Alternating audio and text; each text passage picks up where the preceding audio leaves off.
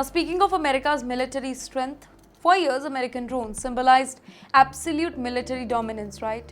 The MQ-9 Reaper became one of the most feared weapons in modern warfare. Silent, precise, deadly, and capable of targeting enemies from a long distance.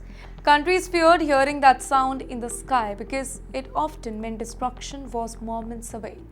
But now Iran claims that it is successfully turning America's prized drone fleet into burning wreckage. That's right, ladies and gentlemen, reports suggest that between 24 to 30 MQ-9 Reaper, they were destroyed since tension escalated with Iran. This is even partially true, then this becomes one of the biggest embarrassments in modern American history. Why? Because financial loss alone, it could approach $1 billion, but the symbolic damage, it may be even greater. America spent decades building an image of an overwhelming technological superiority. The idea was simple. American systems were supposed to dominate weaker enemies through unmatched precision and advanced capabilities. But Iran appears to be adapting rapidly. Military experts, they believe that Tehran may be using layered air defenses, radar tracking, electronic warfare, cyber interference, and missile ambush just to challenge these drones. Suddenly, weapons once viewed as nearly untouchable are looking vulnerable. And the entire world is kind of studying this very carefully. China is studying, Russia is studying, North Korea is also studying. Even successful Iranian interception, it sends a message that American military technology may not be invisible as many once believed. Some analysts say that this war is exposing a larger transformation in warfare itself. Future conflicts may no longer depend only on expensive super weapons, but now it is dependent on mass production, affordability, and sustainability. Wait, can you imagine destroying a drone worth tens of millions of dollars using a much cheaper missile? Economically, that becomes devastating over time. In the meantime, Pentagon officials are unlikely to publicly admit the full scale of losses, though, because military perception, it matters a lot in geopolitics. America's power depends not only on weapons but also on the belief that those weapons guarantee superiority. Once that image it starts cracking publicly, rivals become more confident. And perhaps the most dangerous question again tonight is, if America's advanced drone system are struggling against Iran now, what happens during an even larger conflict involving Russia and China in near future? You know, the war, it is not just in Iran right now.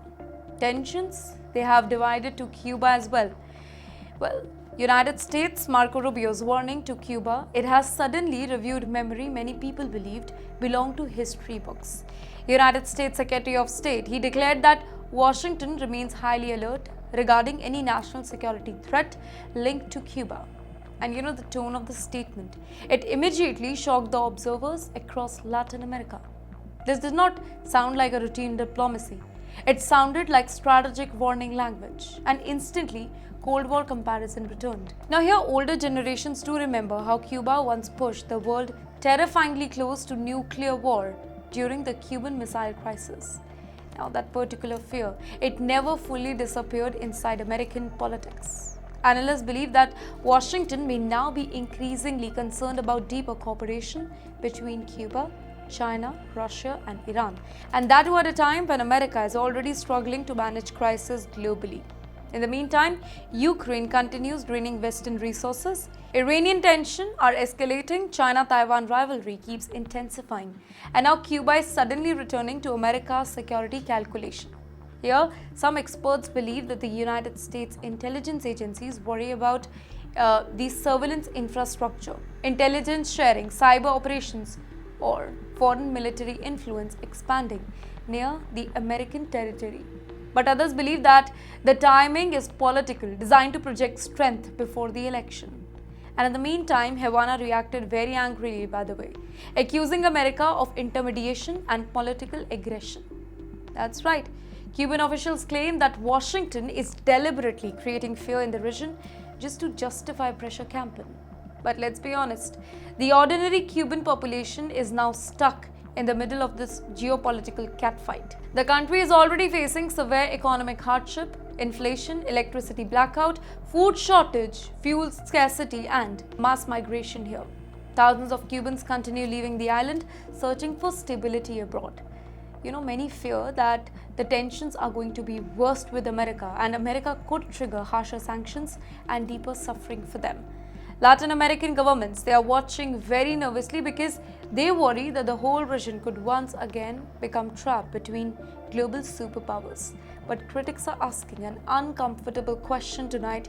Can America realistically sustain confrontation with Iran, Russia, China, and Cuba all at the same time without stretching itself dangerously thin? Because behind all the aggressive rhetoric, there is growing concern that Washington's global strategy may be under more pressure than it publicly admits.